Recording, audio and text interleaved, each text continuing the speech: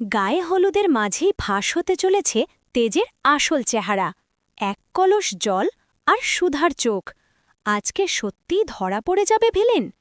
শুরুতেই আমরা দেখতে পাই রেশমির গায়ে হলুদের অনুষ্ঠানে বাগানের সবাই উপস্থিত ছিল, যেখানে কাননবালা দেবী সুধাকে বলে, গায়ে হলুদের সমস্ত কাজ ঠিকমতো হয়েছে তো?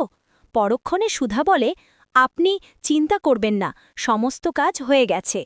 এদিকে লাজবন্তী বাপরে বাপ করতে করতে জলের কলস নিয়ে আসে এবং সুধা দেখে কলসটা নিচে নামিয়ে দেয়। তখন কাননবালা দেবী বলে, সুধা, এবার রেশমিকে নিয়ে এসো, গায়ে হলুদের অনুষ্ঠান তো শুরু করতে হবে। পরক্ষণে ঝিনুক, জ্যোৎস্না, তরিতা রেশমিকে নিয়ে এসে এবং গায়ে হলুদের সমস্ত নিয়ম শুরু করে দেয়। অপরদিকে ইমন সমুদ্রকে বলে, এখন অবধি তত্ত্ব এসে পৌঁছয়নি, তুমি একটু দেখো না কত দূর ওরা। পরবর্তীতে সুধা এসে ইমনকে বলে, তুমি একটু আশুতোষবাবুকে ফোন করে দেখো না, গায়ে হলুদের অনুষ্ঠান তো শুরু করতে হবে।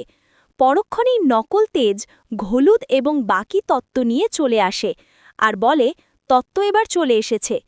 এরপর সুধা বাকি তত্ত্বগুলো সমুদ্র এবং আশুতোষবাবুকে রেখে আসতে বলে এবং তেজের হাত থেকে হলুদ নিয়ে চলে যেতে গেলেই তেজের হাত থাকা বালায় সুধার শাড়ির আঁচল আটকে গেলে তেজ ক্রিমিনালের মতো হাসতে থাকে। তখন সুধা তরিতাকে ডেকে হলুদ নিয়ে যেতে বলে এবং সুধা বালা থেকে শাড়ির আঁচল খুলে চলে যেতে গেলেই তেজ সুধার হাত ধরে ফেলে। বলে, কি হচ্ছে বলো তো সুধা, আমাদের ইউনিভার্স তো দূরে যেতেই দিচ্ছে না। তেজের এমন কথা শুনে সুধা বলে, আমার হাত ছেড়ে দাও, গায়ে হলুদের দেরি হয়ে যাচ্ছে, অনুষ্ঠান শুরু করতে হবে। পরক্ষণে তেজ বলে, দেরি তো তোমার হচ্ছে আমার কাছে আসতে, এমনকি রাতে ঘরে আসতেও তোমার দেরি হচ্ছে। বাইরের কথা শুনে সুধা চমকে ওঠে আর বলে, তুমি কি আমাকে সন্দেহ করছো? কিন্তু আগে তো কখনো তোমার সুধাকে সন্দেহ করতে না, সবসময় আমাকে ভালোবাসতে। তোমার মনে আছে তেজ, আমাদের বিয়ের সময় গায়ে হলুদের অনুষ্ঠানে তুমি সব নিয়ম ভেঙে আমাদের বাড়িতে আমার সাথে দেখা করতে গিয়েছিলে? পরবর্তীতে তেজ বলে, হ্যাঁ হ্যাঁ, আমার সব কিছু মনে আছে, তুমি খুব সুন্দর একটা হলুদ শাড়ি পরেছিলে, তোমাকে অনেক সুন্দর লাগছিল। পরবর্তীতে সুধা বলে, তেজ ঠাম্মির আদর্শে বড় হয়ে ওঠে, এমনকি এটা আমি সমস্ত নিয়মনীতি মেনে চলত। আর সেই নিয়মের বেড়াজাল ভেঙে বিয়ের আমার সাথে দেখা করতে যাবে, সেটা তুমি ভাবলে কি করে? আমি তো তোমাকে প্রথম দিন থেকে সন্দেহ করেছিলাম, তুমি আমার তেজ হতেই পারো না। কথাটা বলে সুধা হাত ছিটকে চলে যায়। পরের দৃশ্যে রেশমির গায়ে হলুদের সমস্ত নিয়ম শেষ করে একে অন্যের গায়ে হলুদ মাখিয়ে অনুষ্ঠান শুরু করা হয়। এদিকে ইমন মনমরা হয়ে বাইরে দাঁড়িয়েছিল।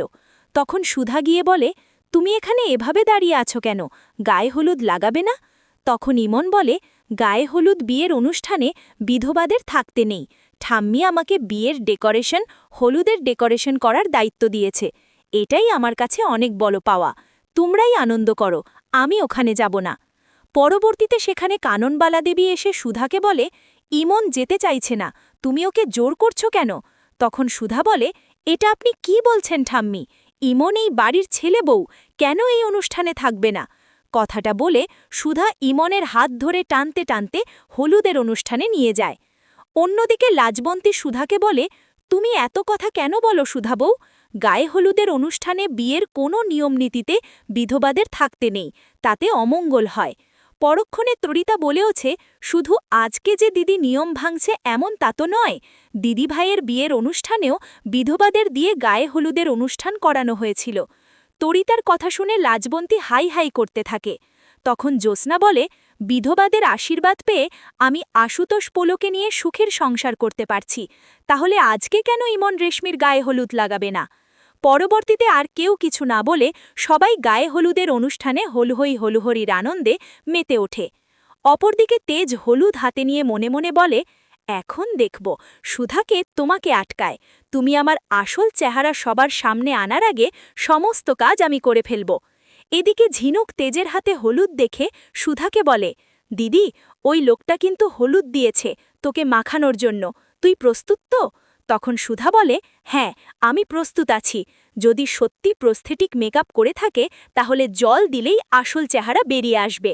পরের পাটে দেখানো হয় তেজ এসে সুধার মুখে হলুদ লাগাতে যাবে, তখনই সুধা এক কলস জল তেজের মাথায় ঢেলে দেয় এবং তখন তেজ নিজেকে আড়াল করতে হাত দিয়ে মুখ ঢেকে নেয় এবং দৌড়ে ওখান থেকে ঘরে চলে যায়, পিছনে সুধা ও ঝিনুক। পরবর্তীতে তেজ ঘরে ঢুকে ওয়াশরুমে যেতে ঝিনুক ও সুধা ঘরে ঢুকে লুকিয়ে পড়ে, তেজ ঘরে ঢুকে কি করবে সেটা দেখার জন্য। এদিকে তেজ ওয়াশরুম থেকে বেরোতেই ঝিনুক দেখে বলে, চেহারার কোনো পরিবর্তন হয়নি, এটা কি করে সম্ভব? তাহলে কি এটাই আসল চেহারা? পরক্ষণে সুধা বলে ওঠে, এটা যতই আসল চেহারা হোক না কেন, আমার তেজের স্পর্শ চোখ কখনো ভুল হবে না। এরপর তেজের ফোনে ফোন আসতেই ঘর থেকে বেরিয়ে যায় এবং লুকানো জায়গা থেকে সুধা ঝিনুক বের হয়ে এসে বলে, এটা কি করে সম্ভব? চেহারার কোনো পরিবর্তন হলো না কেন? কিছুক্ষণ পরে সেখানে ইমন সুধাকে খুঁজতে খুঁজতে ঘরে চলে আসে আর বলে, তোমরা দুইজন এখানে, আর আমি তোমাদের পুরো বাড়ি খুঁজে বেড়াচ্ছি, তাড়াতাড়ি চলো, বিয়ের অনুষ্ঠানের কার্যক্রম শুরু হয়ে গেছে। পরবর্তীতে ইমন টেবিলের উপরে রাখা পারফিউমে থমকে যায় আর বলে, এই পারফিউম কি তেজ ব্যবহার করে? তখন সুধা বলে, অবশ্য, আমি আগে কখনো এমন পারফিউম দেখিনি। এদিকে ইমন পারফিউম ধরে চিন্তায় পড়ে যায় আর বলে, মাঝে মধ্যে সার্থকের কথা মনে হয়। পরক্ষণে সুধা বলে, তুমি সার্থককে ভুলে যাও, সার্থকের মতো একজন ক্রিমিনাল তোমার লাইফ ডিজার্ভ করে না, স্বপ্ন ভেবে সবকিছু ভুলে যাও। শেষ পর্যায়ে আমরা ড্রয়িং রুমে দেখতে পাই, ড্রয়িং রুমে সবাই উপস্থিত ছিল, যেখানে কোণে বেশে রেশমিকে নিয়ে আসলে কাননবালা দেবী সুধা সবাই দেখে বলে, কত সুন্দর লাগছে, কত সুন্দর একটা লাইফ পার্টনার পাবে। পরবর্তীতে জ্যোৎস্না এসে গলায় একটা নেকলেস পরিয়ে দেয় আর বলে, আমাদের তরফ থেকে ছোট্ট একটা উপহার। সেটা নিয়েই রেশমি খুব খুশি হয়। এদিকে আমরা দেখতে পাই কিংসুক লাহিড়ী বসু মল্লিক বাড়ির ড্রয়িং রুমে আসতেই বাড়ির সবাই কিংসুক লাহিড়ীর দিকে অবাক হয়ে তাকিয়ে থাকে। এই ছিল আজকের পর্ব। পরবর্তী নাটকের আপডেটগুলো দেখতে আমাদের চ্যানেলটি এখনই সাবস্ক্রাইব করুন।